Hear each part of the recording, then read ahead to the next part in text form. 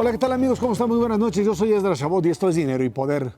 A un mes de anunciado el programa de responsabilidad compartida del Infonavit, más de 700,000 personas se han acercado al instituto para saber si cumplen con los requisitos y así pasar su crédito originado en veces de salario mínimo a lo que sería pues, el nuevo modelo del propio Infonavit. Más de 52,000 personas cumplen con las exigencias y tendrán beneficios como un descuento en el saldo total, apoyo al pago en mensualidades fijas, un plazo definido para saldar la deuda y una tasa fija del 8.5%. Para hablar de ese tema, nos acompaña aquí en el estudio de Dinero y Poder Carlos Martínez Velázquez, director general del Infonavit. Carlos, muchas gracias por estar aquí con nosotros. Buenas noches. Ernesto Severa, buenas noches. Carlos, buenas noches. Platícanos cómo llegas, apenas entras a dirigir la institución, este cambio para tratar de vincular el pago de estos créditos ahora en esta nueva unidad. ¿Cómo se maneja? Hola, Erra, buenas noches. Ernesto, buenas noches. Y sí, desde que ya entramos a la institución nos encontramos con una serie de quejas de los trabajadores que decían, oye, es impagable el crédito del Infonavit, o por más que pago, el crédito y el saldo solo sube. Y esto tenía que ver con un asunto del mercado laboral en su conjunto. A muchos trabajadores no tienen aumentos salariales año con año. Por el contrario, se quedan con un salario nominal fijo, pierden en términos reales el poder adquisitivo y el Infonavit cobra el 27% del saldo para pagar el crédito. Esto hace que, como el saldo esté indexado a una tasa positiva, que es el salario mínimo o la UMA, los pagos no alcancen a cubrir esa actualización. Y esto sucede que muchos trabajadores, aunque paguen, incrementa su saldo. O sea, nunca terminarían de pagar el saldo. Efectivamente. Entonces, esto es la razón por la que pasaba que los trabajadores, aunque fueran cumplidos, no amortizaban los créditos, ¿no? Entonces, es un tema de mercado laboral. Y eso hay que decirlo muy concretamente. Hay trabajadores que tuvieron sus créditos o que tienen sus créditos en salarios mínimos y que no sufren de esto porque ellos han tenido, como lo predecía el modelo de crédito, una carrera salarial ascendente o han mantenido un estatus salarial también ascendente a lo largo de los años. Muchos otros trabajadores o se han mantenido fijos o incluso cuando cambian de trabajo los contratan en un escalafón menor. Y los patrones ofrecen muchas veces el dinero por fuera o lo que sea, pero lo que sí es cierto es que el Infonavit solo se fija en el salario registrado ante el IMSS y por lo tanto, si bajan de escalafón, igualmente no alcanzan a pagar su crédito. Entonces, identificamos la problemática en primer lugar y dijimos, ¿cómo podemos hacer este programa para atender a los más posibles que estuvieran en esta situación? Empezamos a hacer todos los modelos estadísticos y nos dimos cuenta que a partir del año 14 de vida del crédito es cuando te das cuenta que hay un desfase entre los pagos. Y a partir de ahí te puedes dar cuenta que cierto tipo de trabajadores no van a poder terminar de pagar esos créditos. Y por lo tanto dijimos, bueno, si esto ya lo sabemos, si además nosotros tenemos que constituir, ninguna institución financiera lo hace, nosotros sí, por mandato de la Comisión Nacional Bancaria, una cosa que se llama reserva de extensión. El crédito del Infonavit termina a los 30 años, hayas acabado o no hayas acabado de pagar. Entonces, como se extinga a los 30 años y nosotros ya sabemos que aunque cumplan, a los 30 años no van a terminar de amortizar, se reserva esto en una cosa que se llama reserva de extensión y esto es crédito por crédito. Lo que hicimos como programa, dijimos, bueno, sin afectar el balance financiero, ¿qué podemos hacer? Bueno, como la reserva de extensión ya la habías gastado, porque ya tenías ese gasto registrado de reserva, es traer la reserva a tiempo presente e inyectarla al saldo de los trabajadores y darles mejores condiciones para que amorticen lo más que puedan de lo que tienen por pagar para su casa.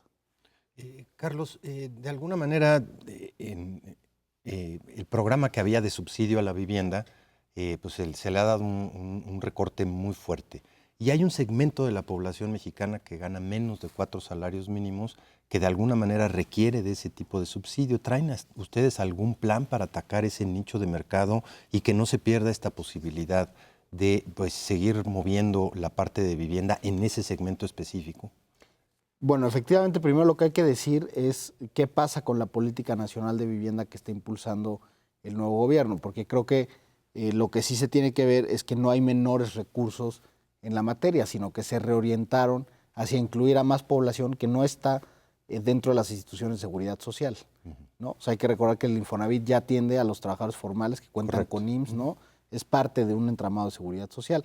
Hay otra serie de trabajadores que incluso son la mayoría dentro del mercado laboral que están fuera de estas instituciones de seguridad social y por lo tanto no tienen ningún acceso financiero, que eso también es producto de otro esquema estructural, que es la falta de bancarización y otros problemas que sabemos que hay en el mercado financiero, que se les incluye dentro del Programa Nacional de Vivienda. ¿Y qué pasa con el resto de los trabajadores del Infonavit que antes venían adquiriendo su vivienda con un apoyo de la CONAVI que repartía este subsidio? Este subsidio viene del gobierno federal, lo daba la CONAVI y se hacía a través del Infonavit. Es correcto. Sí. Entonces, ¿qué está pasando? Efectivamente, lo que nos estamos encontrando es que en el mercado hay pocas viviendas que estén en un precio menor a los 290,000 pesos y los montos máximos de crédito para los trabajadores de menores ingresos no alcanzarían ni siquiera para acceder a esa casa más económica. Entonces, ¿qué estamos haciendo? En conjunto con los sectores del Infonavit, revisando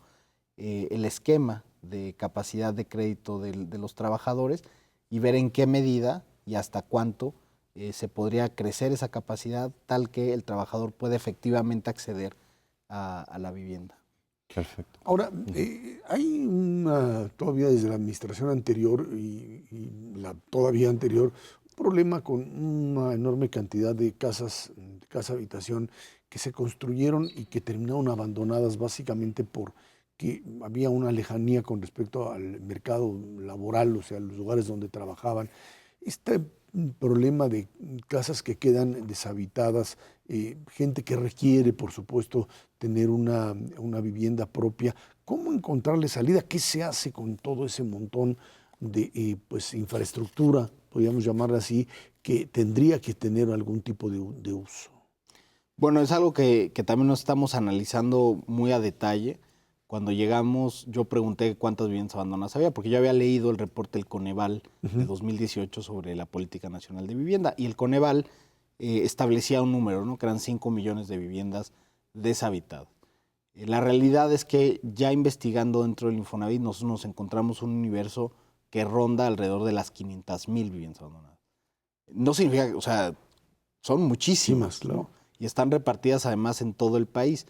Y hemos observado varios fenómenos. En primera, algunas tienen servicios deficientes o hubo una promesa de otorgar servicios públicos que nunca ocurrió, nunca se materializó y por lo tanto se quedaron sin servicios esos desarrollos. Otros, precisamente la lejanía, más que la ubicación en sí misma, lo que pasa es que los trabajadores acaban gastando demasiado en transporte porque tampoco hay inversión en transporte. O sea, es un problema urbano integral, ¿no? O sea, no solo es la ubicación, sino que no hubo planes de desarrollo orientado al transporte.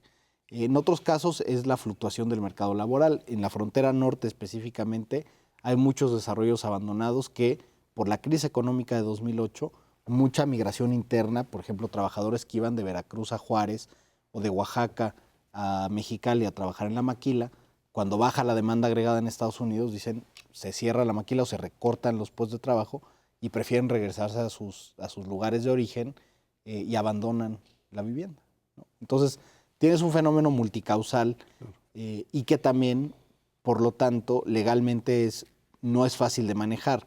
Por ejemplo, incluso hay casas abandonadas donde el trabajador sigue pagando su crédito. Está en un trabajo formal, a lo mejor en Veracruz de regreso, y le siguen descontando su crédito de nómina, pero la casa ya está en un conjunto abandonado. Entonces, hay un problema también de propiedad y de esta cultura de tenencia y de formalidad de la propiedad. Entonces, estamos investigando todas estas causas. En abril vamos a presentar el Programa Nacional de Recuperación de Vivienda. La idea es distinguir en cuáles son recuperables y cuáles no. Eso yo creo que es la primera distinción. No todo lo que está abandonado se puede recuperar. Los que no tienen servicios, incluso hay que pensar en lo más drástico, que es quitarlos. O sea, digo, es un costo hundido de infraestructura para el país, porque los desarrolladores invirtieron, la gente compró créditos que no tuvieron beneficios de servicios. O sea, es pérdida para todos. Es un costo hundido para la sociedad, pero recuperarlos probablemente sea inviable porque no hay ni siquiera un plan para llevar servicios, no hay un plan para, ¿no? Entonces, distinguir entre esos y los que se pueden recuperar, ver cómo se puede recuperar el entorno en su conjunto. Yo de las primeras acciones que tomé fue suspender las subastas de vivienda adjudicada por parte del Infonavit. Las subastas en sí mismas estaban mal diseñadas por parte del instituto. Ponían a un tercero a decir, bueno, recupera 200 viviendas. Sí, pero esas 200 están ubicadas en un polígono de 1,000 abandonadas. Entonces, pues, alguien recuperaba 200, las dejaba bien, las colocaba en el mercado, pero todo el entorno seguía abandonado. Entonces, la gente a los 4 años volvía a abandonar esas viviendas y solo estábamos pateando el problema. Suspendimos estas subastas y lo que estamos haciendo es ver cómo de manera integral se puede hacer un plan donde se recupere el entorno y donde si incluso hay viviendo personas, trabajadores en otra parte de ese mismo desarrollo, se puede hacer una inversión de todo, incluso para los que viven ahí, espacios públicos, alumbrado y todo lo que sea una recuperación integral del... Para volverlo viable, por supuesto. Para volverlo viable, si no, es inviable. Oye, Carlos, ahorita que mencionabas esta pues, movilidad que hay en los mercados laborales de México, de alguna manera no checa y no cuadra esta parte de rigidez del crédito, donde el cuate ya se fue a Veracruz. ¿No habría manera de mejorar y hacerlos, digamos, un poco más atractivos los créditos Infonavit para que puedan ser portables y decir, pues te vendemos tu casa o te compramos tu casa de este lado y te seguimos con el mismo financiamiento, pero si ya te fuiste a Veracruz, viene un proceso de descentralización en alguna medida? ¿En qué manera se puede hacer más atractivo este tipo de créditos para la portabilidad del crédito hacia otras? Bueno, totalmente. Incluso en la administración anterior se intentó un programa de portabilidad que se llamaba CambiaBit, que digo, es un primer intento, creo que hay varias cosas que mejorar. No funcionó mucho, ¿no? No penetró. Se hicieron pocas operaciones y la verdad es que ponía ciertas condiciones donde era un swap, digamos, de crédito, era un intercambio de créditos.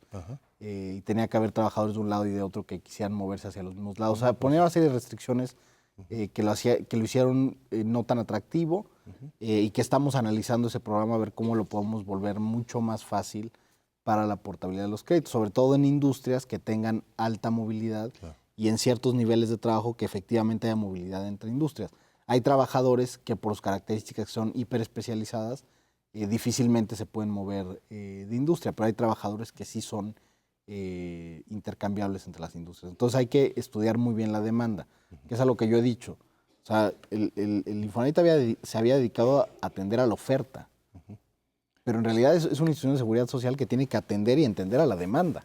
Claro. Entonces tienes que diseñar todo con base en entender la demanda a las industrias, a los trabajadores, porque eres una institución de seguridad social. Entonces, efectivamente estamos viendo cómo hacemos más atractivo ese programa y otros más. Por ejemplo, una de las cosas nuevas que sacaremos será una línea de financiamiento para la autoconstrucción de vivienda, ¿no? Hay muchos trabajadores que tienen su cuenta de vivienda, que califican para un crédito y que aún así no lo usan. Y no lo usan porque no lo encuentran atractivo la oferta. Y en una encuesta que realizó el instituto, el 10% de ellos dicen, yo quisiera construir mi casa. Y el Infonavit, a pesar de que la ley lo permite, no ha desarrollado de manera profunda una línea de financiamiento para eso. Tocas un punto fundamental porque efectivamente hay que fijarse en los que demandan y quieren el crédito para la vivienda. Yo no he conocido institución que tenga capacidades como el Infonavit para originar lo más rápidamente posible un crédito. Nadie, o sea, le ganan a todos, a cualquier banco. Y sin embargo, la movilización que hacen los bancos en diferentes desarrollos es increíblemente más agresiva que la del Infonavit. Y mucha gente que teniendo la capacidad para poder contratar el crédito, pues simplemente no lo usa. Y pues, ¿qué se puede hacer para empujarlo? No me puedo imaginar, a lo mejor meter promotores que compitan con los de los bancos en los desarrollos y decir, aquí está tu crédito y te va a salir más barato. Bueno, eso es uno de los proyectos que traemos. En cierta medida, el Infonavit se dedicó a tercerizar muchas de sus tareas y, por ejemplo, ahora nuestra fuerza de colocación se encuentra dentro de la propia industria del desarrollo de vivienda. El Infonavit perdió esta capacidad de venta directa por parte de sus créditos, pero lo que nos damos cuenta es que la mitad de los trabajadores, no saben que tienen su lana en el Infonavit, y de los que lo saben, 40% no la usa. Y no la usa, insisto, porque no encuentra líneas de financiamiento acordes a sus necesidades. Lo que hay que hacer es flexibilizar el Infonavit y hacerlo realmente qué quieren los trabajadores y que lo puedan hacer para soluciones de vivienda. ¿Qué soluciones quieren? Bueno, quiero construir, quiero mejorar, quiero intercambiar, quiero una solución de vivienda y la línea de financiamiento tiene que ser flexible. Claro, sobre todo que ya tienes un ahorro constituido durante muchísimos años de trabajo. Exactamente. Crecimiento del Infonavit para los próximos años, la perspectiva rápidamente. Bueno, la perspectiva lo vemos un crecimiento, más bien un crecimiento prácticamente estable, otorgando créditos hipotecarios por arriba de los 380,000 créditos al año. Eso es lo que estamos viendo como una perspectiva estable. Sumando los no hipotecarios, son más de 500,000 al año durante todo el sexenio. Es la perspectiva que tenemos hoy, sin tomar en cuenta estas nuevas líneas de financiamiento que presentaremos a lo largo de este mismo año. Bueno, pues ahí está Carlos Martínez Velázquez, director del Infonavit. Muchísimas gracias por haber estado aquí con nosotros. Muchísimas gracias a ustedes. Esperamos tenerte dentro de poco tiempo también aquí. Claro que sí. Gracias. Vámonos a una pausa. Esto es Dinero y Poder.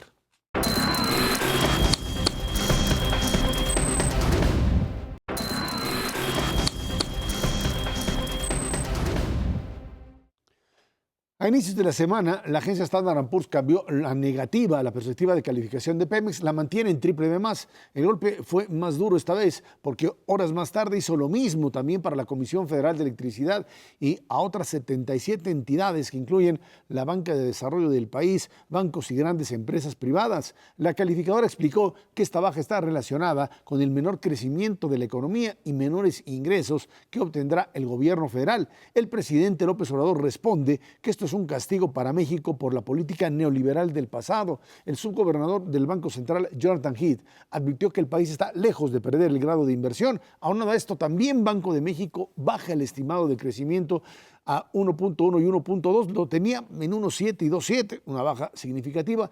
Bueno, por su parte, la OCDE también baja la estimación de crecimiento de la economía mundial, incluido México. Ahí está, Ernesto, una perspectiva, por un lado, de calificadoras que terminan siendo pues criticadas. Hay que recordar que finalmente las calificadoras pues sí se han equivocado. En la crisis 2008-2009 mucho se les cuestionó por haber dado calificaciones muy buenas, ahora sí portarse barco con empresas fundamentalmente, bancos que no tenían la solidez necesaria para enfrentar un embate de esta naturaleza, pero una vez pasado, digamos, ese enorme bache del 2008-2009, lo que sucedió ahí o lo que sigue sucediendo es que estas calificadoras son algo así como el termómetro de una economía de un país para saber si pueden seguir pagando por la deuda, si son sólidas, si tienen capacidad de enfrentar cualquier tipo de tormenta que se les presente o mandar el mensaje a los inversionistas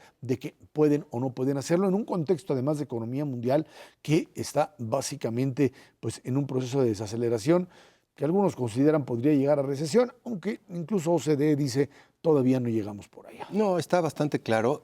Sí es un proceso en donde las calificadoras, como bien lo mencionaste, tuvieron un descrédito importantísimo a nivel internacional, precisamente con la crisis de 2007-2008 y vinculado fundamentalmente a la evaluación que hacían de cierto tipo de instrumentos hipotecarios, en donde decían pues, que todo estaba bien, que los bancos estaban sólidos y en realidad se estaba gestando un problema como el que enfrentó no solamente Estados Unidos, sino el mundo entero en ese momento. Se pusieron las pilas, se abrieron muchas áreas en donde ahora se supervisa muy estrictamente en todas las agencias calificadoras que no haya conflicto de interés, que no haya ningún tipo de contubernio, pero sobre todo que la calificación sea independiente de los regímenes en los que se ubica la empresa, la institución o el propio gobierno y que opere bajo un criterio muy específico, parejo para todas las instituciones de todo el mundo.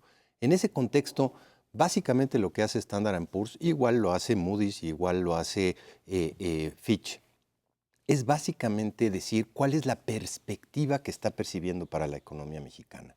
No puede en ese contexto bajar, por ejemplo, la perspectiva del país y dejar intacta la perspectiva de las 77 empresas. Lo hace de manera congruente. Claro. No es que todas las empresas estén mal, simplemente para ser congruentes con este fenómeno de menor crecimiento en la economía mexicana, le baja parejo la calificación a todo mundo.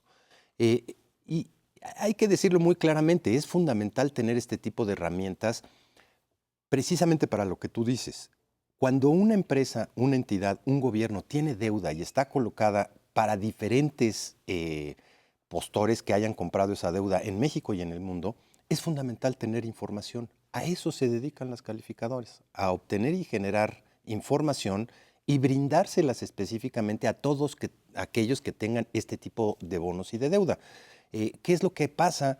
Pues que cuando obtienes una cosa que se llama grado de calificación, ese grado de calificación se les transmiten a todos los grandes fondos de inversión del mundo y dicen, este país ya es apto para que puedas comprar su deuda en cualquier mercado internacional. Le costó muchísimo trabajo a México llegar a ese grado de inversión. No está en riesgo. Estamos 3 escalones por arriba de perderlo, pero sí lo que hace la calificadora es decir, dado como se está viendo el crecimiento de la economía mexicana hacia adelante, le voy a bajar un cachito adicional para que usted tome sus precauciones en términos de si quiere seguir manteniendo ese papel, qué tipo de tasa de interés va a exigir de aquí para adelante con una mejor calificación, a mayor riesgo, menor calificación, pues los ahorradores dicen, yo quiero más rendimiento. Todo mundo está bajando su proyección de crecimiento del país. Lo hizo el Banco de México, lo hizo el Fondo Monetario Internacional, ahora la OCDE. Tampoco es para desgarrarse las vestiduras. Porque lo hicieron con básicamente todo el mundo. Hay una baja de crecimiento mundial. Es correcto. México no se puede aislar de lo que está sucediendo en el mundo. Sí, Estados Unidos tuvo un muy buen año de crecimiento el año pasado, 2.9%, sin duda alguna extraordinario, pero la trayectoria que ha seguido el Producto Interno Bruto de Estados Unidos es extraordinariamente alto en el segundo trimestre de 2018. Crecieron más de 4%.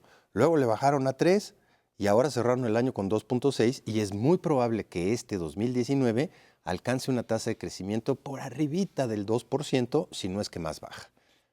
¿En dónde está la preocupación? Pues la preocupación, olvídate ya del 2019, está en el 2020, en donde junto con Estados Unidos, China también puede entrar en un proceso muy serio de desaceleración, afectando el crecimiento del comercio internacional y pues a México de pasadita.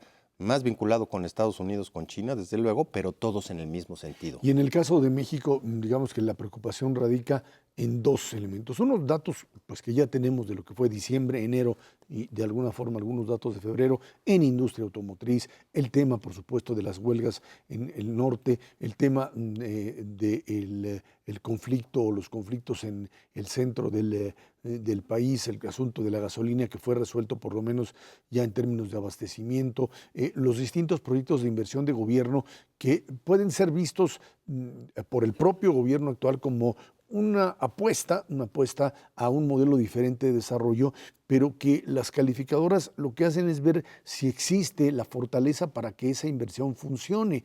Y creo que si de lo que se trata es básicamente de cambiar, digamos, las prioridades en la inversión, tendría que haber un proyecto ejecutivo mucho más claro que dijera, aquí están los recursos, esto va a funcionar de alguna manera, que es algo que termina chocando mucho con estas calificadoras, el tema de construir refinerías o meterle más dinero a Pemex, que podría ser visto como un mecanismo para fortalecer a la petrolera. Sin embargo, si esto no va ligado a la otra parte que es el fortalecimiento de la asociación público-privada, o sea, de la entrada de capitales de afuera, pues las calificadoras dicen, no nos convence que esto le vaya a funcionar como mecanismo de crecimiento. Sí, y no les convence en el fondo que lo que se ha puesto hoy sobre la mesa vaya a sacar a Pemex del problema de quiebra técnica que tiene. Desde hace tiempo. Desde hace mucho tiempo. Esto viene acumulándose durante los últimos 25, 30 años. Pemex siempre funcionó como pues una caja que iba directamente al gobierno. Caja grande, no chica. No, cajototota. Llegó a representar 36% de los ingresos públicos totales. Ahorita representa menos del 10%, pero a final de cuentas sigue siendo uno de los elementos fundamentales de ingreso público. No se le dejó operar como empresa. Una empresa, dado sus remanentes, pues decide si invierte o no invierte en un contexto de competencia. Es un mercado muy competido, el petrolero internacional. Esa decisión nunca la tomó Pemex. Todo su dinero se iba al gobierno federal y le daban de regreso cachito o autorización para que pudiera invertir buenamente en lo que quisiera. Hoy tiene un problema muy serio, con patrimonio inclusive negativo, si se toma en cuenta toda la deuda que tiene, no solamente la deuda externa, sino la deuda que tiene pues, con sus propios jubilados, que es otro tanto, igual, pues simplemente tiene un patrimonio negativo y las medidas que se han puesto sobre la mesa, lo que dicen las calificadoras son insuficientes para que Pemex pueda, bajo las condiciones actuales, enfrentar el pago de esa deuda en su totalidad y desde luego pues el pago de sus pensiones. Eso es lo que dice la agencia calificadora. Lo mismo para la CFE, no tiene tantos problemas como tiene Pemex, pero a final de cuentas la perspectiva de cómo se están gestando y poniendo sobre la mesa, hay una cosa que, como dicen nuestros amigos los contadores, checa pero no cuadra. Son medidas aisladas que no tienen un entorno global de para dónde va a jalar la inversión pública. En esencia, pues lo que nos hace falta todavía es el Plan Nacional de Desarrollo y ver cómo los diferentes programas sectoriales encajan en un plan nacional para los siguientes 6 años. Hoy todavía no lo tenemos y ese es también un foco de incertidumbre adicional que las calificadoras ven con mucha reticencia. No solamente las calificadoras, muchos agentes económicos dicen, bueno, igual y me convences de hacer esta refinería, aunque técnicamente no estemos de acuerdo, si va dentro de un marco general de qué es lo que quieres hacer precisamente con la inversión en energéticos. Y lo que sucedió también es que estas calificadoras lo que han lanzado es, digamos, no solamente que se tratan de, decía Carlos Ursúa, no le hagan tanto escándalo a esto porque son solamente advertencias con respecto a perspectiva negativa, no está bajando calificación. No es Pero correcto. yo creo que aquí el riesgo es que las calificadoras han estado hablando demasiado, o sea, te están lanzando mensajes todo el tiempo, tanto Fitch, tanto Standard & Poor's, tanto Moody's, te dicen en cada momento, bueno, aquí lo veo mal, aquí lo veo mal, aquí lo veo mal. Y en los últimos 3 meses, la cantidad de mensajes que lanzan es de advertencia. Y frente a esto, tiene que haber una respuesta que le permita al inversionista extranjero, pues, y al nacional, por supuesto, pues ver que esto tiene viabilidad ante lo que va a ser o ya está haciendo pues, un recorte importante de recursos provenientes del extranjero, porque en un contexto de crecimiento muy, muy acotado, Los pues, márgenes se han ido estrechando. y el pleito enormemente. por a ver quién consigue el capital extranjero sigue siendo enorme. Sigue siendo enorme y Ezra, la verdad es que nos enfrentamos a un contexto en donde encima de lo que estás diciendo, muy probablemente vamos a tener una tasa de crecimiento en el primer trimestre del año negativa o muy cercana a cero, a lo mejor por arribita o por abajo, pero prácticamente nula. Ya lo tenemos en la panza, dado todos los eventos que mencionaste hace un momento, y efectivamente en un proceso de desaceleración acumulado con una inversión privada y pública que no se dio en los últimos años. No hay nada que te afecte más el crecimiento que lo que invertiste años atrás. Si quieres crecer al 4%, la inversión privada, pública y extranjera tienen que alcanzar niveles muy superiores a lo que están ahorita, 21% del PIB, tienen que llegar a niveles de 23-24%. Vámonos a una pausa y de regreso platicamos con usted. El PRI, 90 años y en una crisis profunda. Esto es Dinero y Poder.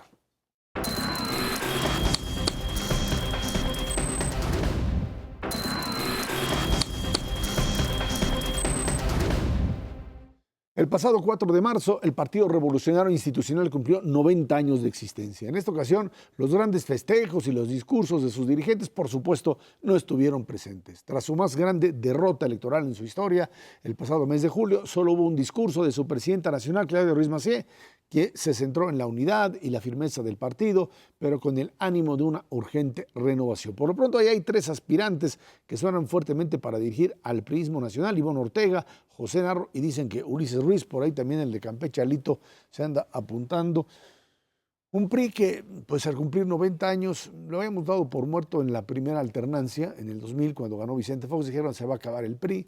Lo que pasa es que ahí el PRI tenía una enorme fuerza, básicamente la fuerza de sus gobernadores. 20. Ahí tenía la fuerza de los gobernadores. Y pasaron 6 años y bueno, ahí el pleito Roberto Madrazo con el Bester Gordillo en ese momento, lo gana Roberto Madrazo y lo vuelve a hundir al PRI en el 2006 otra vez, pero los gobernadores subsisten como una fuerza importante.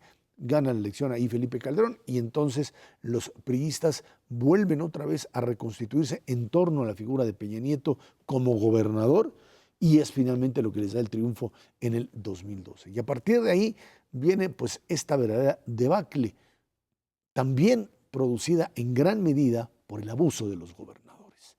Hay que recordar que en 2015 todavía el PRI tenía mayorías en el Congreso, en la Cámara de Diputados, había conseguido una elección enorme y viene este desplome enorme que le abre el camino finalmente a Morena, que era un partido marginal, lo convierte en un partido que acaba prácticamente con la estructura de partidos políticos existentes hasta ese entonces, y lo que hacen es finalmente pues, montarse en lo que fue la gran crisis de corrupción de 3 gobernadores. César Duarte en Chihuahua, el otro Duarte, Javier Duarte en Veracruz, y por supuesto el de Quintana Roo, Borge, bajo el principio de que ahí pierden la elección dentro de los gobiernos de los estados y al darse esta alternancia se destapa el modelo de corrupción que termina finalmente por contaminar todo y en donde los otros partidos de oposición, PRD y PAN, simplemente no tuvieron la capacidad, fueron también golpeados desde el centro, pero fue lo que terminó por destrozar total y absolutamente la estructura de partidos políticos. No mucho que festejar, la verdad es que este 3 de marzo les va a pasar a la historia pues con mucha tristeza para el Partido Revolucionario Institucional. Déjame decirte con toda claridad, durante más de 70 años el PRI pues era la fuente de poder, básicamente era la forma en la que algún político, si quería ocupar algún puesto, se afiliaba al PRI, hacía su carrera y alcanzaba pues, diferentes niveles, desde alcaldías, presidencias municipales, diputaciones, senadurías, gobernaturas y algunos hasta presidentes. No había otra. Como bien lo dices, en el 2000 pues cambia radicalmente, pero no cambia la estructura de acceso al poder que el PRI siempre mantuvo. Seguían teniendo mayorías en las 2 cámaras, seguían teniendo 20 gobernadores y desde luego esta capacidad para volver al poder, como lo hicieron en la última administración de Peña Nieto. Sí, la situación hoy es totalmente diferente. Es un lejano tercer lugar en prácticamente todos lados. Le quedan 14 gobernadores, pero tenemos elecciones a la vuelta de la esquina en el 2021 en donde pueden perder 8. Y es muy difícil que puedan retener alguna de ellas, dado como se ve esta evolución de las preferencias electorales en nuestro país.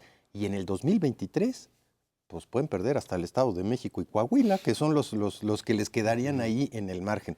Sin duda alguna es difícil entender cómo no ha habido un proceso de autocrítica enorme en el PRI. Vimos un discurso en donde sí se llama la unidad, pero donde no se reconocen. Tal vez la lucecita al final del túnel es este proceso de elecciones abiertas, directas, en donde están estos candidatos, veremos si se apunta alguien más, pero en donde verdaderamente o salen renovados o desaparecen en los próximos 2 años. Hay que recordar que muchos de estos priistas terminan identificándose más con los planteamientos actuales de Morena que con el nuevo modelo. Recordemos que finalmente el PRI tradicional es el PRI que fue pues reventado por el nuevo concepto de lo que pues, hoy llaman peyorativamente el concepto neoliberal, desde Salinas, de la Madrid, Salinas, etcétera, y que mucha de esta vieja guardia priista terminó por primero construir el Partido de la Revolución Democrática y después, con todas las fracturas internas, armar lo que fue Morena, que hoy se convierte en partido de gobierno, partido hegemónico prácticamente. Y en ese sentido, hoy el PRI tiene que pues, o cambiar de nombre o cambiar de estructura. Cuando uno oye los nombres de Alito, del gobernador de Campeche, o el de Ulises Ruiz o Ivonne Ortega, pues parecería ser que estás otra vez en el mismo nivel. Quizá la idea de que alguien como José Narro, al cual pues no sé si los priistas lo identificaban como priista, rector de la UNAM, secretario de Salud, yo creo que esta es un poco la idea de lanzar a un personaje como José Narro en el sentido de tratar de buscar un modelo totalmente diferente, una especie de reconstrucción de cero bajo el principio de una propuesta que quién sabe por dónde irá, que tendría que retomar ciertos principios de lo que fue el revolucionario institucional que han sido absorbidos fundamentalmente por muchos de los sectores de Morena y por otro lado abrir el camino a un nuevo grupo gobernante que pues por lo pronto no se ve todavía por dónde puede construirse, pero que en la figura de José Narro estaría tratando de aglutinar a una nueva oposición. Se antoja difícil porque la verdad separarse de este modelo que se abrazó durante muchos sexenios, el modelo neoliberal,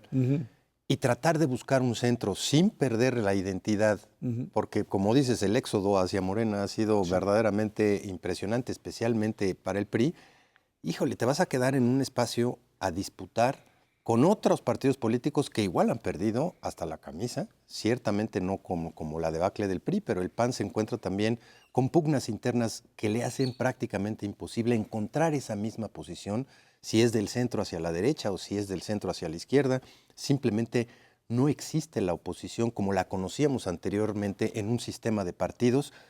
La izquierda fue realmente, yo te diría, constante, trabajadora, luchona durante los 80s y los 90s hasta consolidarse en un PRD que después vino a transformarse, como lo mencionas, en luchas muy fuertes internas en Morena, pero encontrar ese punto, digo, la verdad se antoja más fácil que movimientos y partidos políticos diferentes se encuentren con un nuevo nombre y una idea diferente verdaderamente de oposición, que tratar, pues ahora sí que de resucitar algo que se ve cuesta arriba de aquí a los próximos 3 años. Por lo pronto, lo que le queda al PRI es encontrar primero una figura que al mismo tiempo que pueda ser reconocida por priistas, pues también pueda de alguna forma armar lo que podrían llamar una nueva generación. Algo un poco raro en una figura pues ya de edad como el propio José Narro, pero quizá con un lenguaje diferente y con una vinculación con un nuevo proyecto político. Hay quien planteaba en esto la posibilidad real de buscar una alianza de partidos políticos bajo el principio que tanto PRD como el PRI, como en algunas partes Acción Nacional y las nuevas fuerzas que se han venido, Movimiento Ciudadano, etcétera, pudiesen empezar a construir una alternativa a este modelo hegemónico de Morena que hoy, por ejemplo, en el caso de Puebla, pues ante la tragedia sucedida de la muerte de la gobernadora, pues de repente ves encuestas en donde pues queda claro que quien sea el candidato o candidata de Morena al gobierno del Estado, pues tendría una posibilidad altísima de ganar. De arranque un 40% de intención de voto. De arranque. De arranque, donde la estructura panista que estaba básicamente ligada a la figura de la familia Moreno Valle, llamémoslo así, pues en el momento en que desaparecen estas figuras producto de esta catástrofe, pues no tiene ya la posibilidad de seguir funcionando, y así ves cómo Morena consigue ocupar estos espacios, y vete a Baja California Sur y vete a cualquiera de las partes del estado, del país, y te vas a encontrar un modelo de esta naturaleza. Sin duda, sin duda. Ya el propio PAN, el PRD y Movimiento Ciudadano anunciaron que van a hacer una candidatura común. No se ha sumado el PRI en ese contexto. Está buscando más alternativas, yo creo que para acercarse más a Morena que hacia una oposición de a de veras. Es muy probable que se dé exactamente el mismo patrón en Baja California. En cualquier caso, resulta difícil, inclusive con un candidato independiente, como puede ser Enrique Cárdenas en Puebla, que inclusive al principio estuvo nominado para ser el candidato de Morena, pero que a la mera hora no fue el caso. Va a ser muy difícil revertir este proceso. Las primeras encuestas lanzan este porcentaje, 40% a favor de cualquiera de los candidatos de Morena, en cualquiera de sus versiones, y un muy lejano 16-15% de cualquier otro candidato en un segundo lugar. El desprestigio de los partidos puesto en números es realmente terrible. Si uno ve, por ejemplo, la opinión neta favorable o desfavorable, para Morena alcanza niveles cercanos al 35% de la población positivo. En el caso del PAN, cercano a menos 20%, quitando los negativos de los positivos. Y en el caso del PRI, menos 60% en su historia.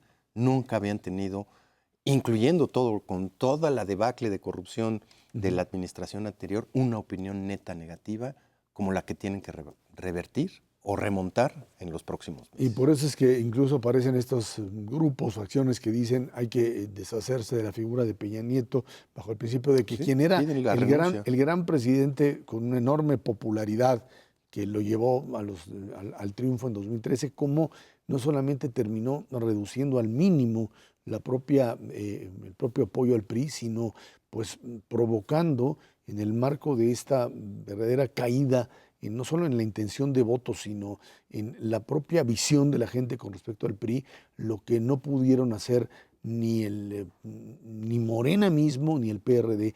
Alguien decía, el PRI tenía que desmontar al PRI. Pues sí, parece ser que el propio PRI fue el que terminó haciéndose pedazos, no voluntariamente, pero sí de una forma muy clara al no tener la capacidad de reconstruirse, de deshacerse de los vicios y de seguir montado en este esquema de gobernadores que sin control alguno terminaron por saquear el propio erario y saquearse a sí mismos como partido políticos. Vámonos a una pausa, de regreso platicamos inversión en México, el problema de la productividad. Esto es Dinero y Poder.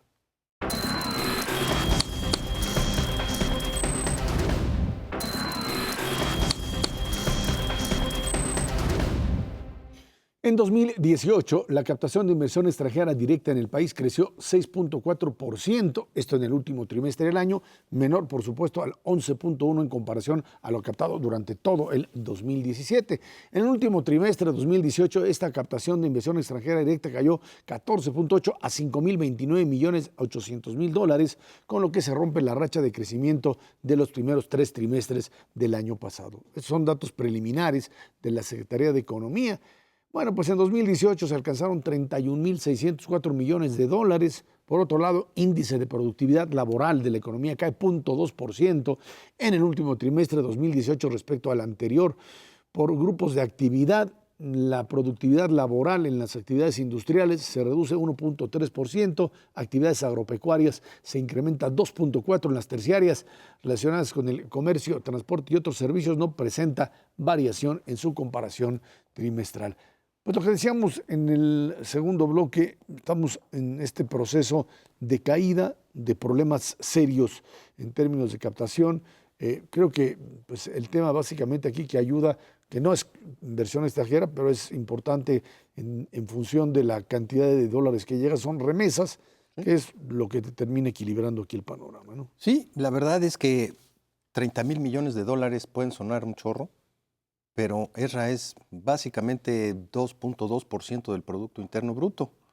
Y si lo comparamos con la verdadera rebatinga que hay a nivel internacional por esa inversión extranjera directa, pues es la mitad de lo que entró el año pasado a Brasil. Entraron más de 60,000 millones de dólares de inversión extranjera directa a un país como Brasil que viene saliendo de 2 años de una recesión gravísima y que sigue teniendo una capacidad para atraer inversión extranjera directa pues muy fuerte. Ya no nos comparemos, por ejemplo, con países como Colombia o Perú o Chile, que tienen inversiones extranjeras directas que aunque pueden ser ligeramente más bajas que la de México en monto, como porcentaje de lo que producen es brutalmente más alto. Llegan a niveles de 5 o 6% de su Producto Interno Bruto. Y hablábamos en el bloque pasado de cuánto se necesita invertir en México para poder crecer al 4%. Necesitamos llegar a 24% del PIB. Y de inversión extranjera estamos recibiendo 3 puntitos, pues no, simplemente no da. México es un país muchísimo más grande, con una industria que ha desarrollado valor agregado en muchos de sus sectores y que pues definitivamente debería de estar atrayendo cerca de 60,000 millones de dólares al año en prácticamente todos sus sectores. Yo te diría, se mantiene, los grandes inversionistas a nivel internacional siguen viendo el atractivo de México, un país que tiene tratado de libre comercio, si es que los demócratas lo aprueban en el transcurso del presente año, sigue teniendo una población joven muy interesante con un bono demográfico para los siguientes 10 años brutal, como nunca hemos tenido en la historia, en donde se van a demandar casas, coches, electrodomésticos, como nunca en la historia del país. Pues ¿quién no quiere estar en un país de esa naturaleza? La verdad es que ahí siguen con un piecito adentro del cuarto, mantienen la depreciación del capital que ya han invertido en años anteriores, pero no detonan brutalmente estos procesos de inversión. Y es precisamente en donde se ve pues, esta dependencia que tiene México con el contexto internacional, pero todavía la falta de generar procesos de certidumbre para atraer a muchísima más inversión extranjera. No llega en esas cantidades desde hace mucho tiempo, Ezra. La verdad es que México, quitando esos picos donde se vendieron los bancos, quitando los picos donde se vendió la cervecera, pues es un país que recibe entre 25,000 y 30,000 millones de dólares al año. Muy poco para la atracción que podría tener, dado lo que ya existe en México. Hay que cambiar, sí, hay que cambiar brutalmente. Y una cosa de fondo, el marco jurídico para que esta inversión extranjera verdaderamente se sienta protegida en México como en cualquier otra parte del mundo con los que competimos. A ver, y el problema aquí radica además, por un lado, por supuesto, el tema de la certeza jurídica, el tema de la rentabilidad, Y esta idea de que se quiere atraer inversión a zonas en donde pues, han quedado prácticamente fuera de la recepción de este tipo de inversiones. Hemos tenido crecimiento importante de inversión extranjera en Aguascalientes, en Nuevo León, en Querétaro, Guanajuato, Guanajuato. San Luis. Ahí tienes, digamos, un referente que te puede subir o bajar, pero que hay, digamos, un canal que te sigue suministrando dinero que viene de fuera. Cuando tú lo que quieres es encontrar alguna forma de, y es incluso parte de lo que esta administración trata, de sacar o de hacer que la parte sureste del país empiece a crecer y a canalizarle ahí recursos, pues también necesitas, es cierto, pues lanzan proyectos como el Tren Maya y otras cosas, pero que pues ahí tienes que encontrar mecanismos para que la inversión nacional entre, pero también para que haya inversión extranjera que le resulte adecuado. Pero ahí el problema es que necesitas Estado de Derecho, ahí necesitas infraestructura, que no existe, y por supuesto también la posibilidad real de que lo que estás haciendo en ese lugar pues tenga un impacto tal dentro de todo el proceso productivo que te genere una posible ganancia y no una pérdida como ha sucedido en otras ocasiones. Está claro, no se trata de jalar la cobija y quitarle inversión privada o extranjera o del propio sector público al norte del país. El norte del país trae una tasa de crecimiento de 4,5% en promedio por año. Ahí sí la inversión es muy superior al 20% de su Producto Interno Bruto. El chiste es hacer más grande la cobija y echarla también para que cubra la zona sur del país. Es enorme la cantidad de recursos que se necesitan en infraestructura, no nada más en materia turística como puede ser el tren. Hay que jalar la inversión a grandes obras de infraestructura para puertos, para ferrocarriles, para almacenamiento. Fíjate un dato curioso. El único sector en donde verdaderamente creció la inversión extranjera directa es el agropecuario. Y eso quiere decir que sí hay señales y hay interés, porque si hay algo que ha crecido en este país durante los últimos 10 años, es la producción agropecuaria, especialmente la de exportación. Hay mercado, sin duda alguna, para que esto también pueda empezar a bañar a la zona sur-sureste del país, porque ahí se dan las mejores condiciones naturales en términos de disponibilidad de agua, tierra. Hay que cambiar, evidentemente, los procesos de certeza jurídica y mejorar la infraestructura, porque lana para invertir, especialmente en el sector agropecuario, hay en el mundo entero. Hay que cambiar ciertas condiciones de valor agregado y una cosa fundamental, hay que cambiar condiciones de productividad laboral. Es el otro tema. Porque son indispensables para poder producir. Tú puedes decir, pues voy a sembrar nogales. Ah, órale. ¿Tienes las hectáreas? Sí. ¿Hay agua? Sí. ¿Hay gente para cultivarlas? No. Están en Estados Unidos o están en Canadá, o simplemente no tienen la capacitación para poder llevar a cabo una plantación de esta naturaleza. Sí se está volviendo un cuello de botella y hay que invertirle también muchísima lana, no solamente en el sector agropecuario, en materia de capacitación de mano de obra, pues las estadísticas son bastante pobres en términos de incremento de la productividad laboral en el sector manufacturero de México, y no hay mejor manera de aumentar la productividad laboral que aumentando la inversión. Tú tienes un par de cuates que tienen una productividad determinada, les cambias la máquina con la que producen y al día siguiente, bien capacitados, van a producir el doble con una productividad enorme. Y ahí entra el tema de infraestructura.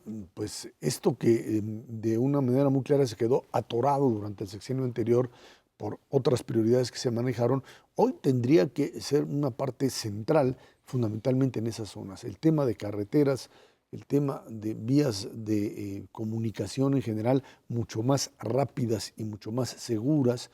Esto es algo que, pues, hablas de cuellos de botella, ahí es donde estamos atorados. El tema de conectividad, por supuesto, aérea, en donde pues, la posibilidad de seguir expandiéndose, más allá de la discusión sobre el asunto del aeropuerto, lo que queda claro es que este sur-sureste, pues mientras no consigas encontrar, por un lado, certeza jurídica, por otro lado, pues este control sobre grupos sociales que terminan generando una presión que va en contra directamente de esta necesidad de ir creciendo, incorporándolos al modelo productivo, pues no, si no tienes esas condiciones va a ser imposible. Imposible. Y además todo lo que se requiere adicional a la infraestructura, Esra, las redes en frío, si es que quieres sacar los productos agroalimentarios en condiciones para consumir en México o en el mundo, todos los sistemas de almacenamiento.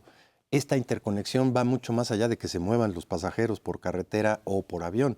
Tienes que ver la forma ideal para que se transporten las mercancías de la manera más rápida, sobre todo en una región del país en donde pues simplemente no se da porque no hay ni los puertos adecuados ni las carreteras adecuadas, pero los sistemas de logística tampoco están presentes. Y una vez que cubres eso, pues tienes que tener toda la infraestructura para que la gente diga, es atractivo irme a vivir para allá. Escuelas, hospitales, etcétera. Bueno, pues ahí está parte de lo que se requiere y a pelear un capital que todo el mundo está disputando. Ernesto Cervera, muchísimas gracias. Gracias a usted que nos ve y nos escucha aquí todos los jueves a las 10 de la noche, Canal 11. Muchísimas gracias por parte de todo este equipo y muy buenas noches.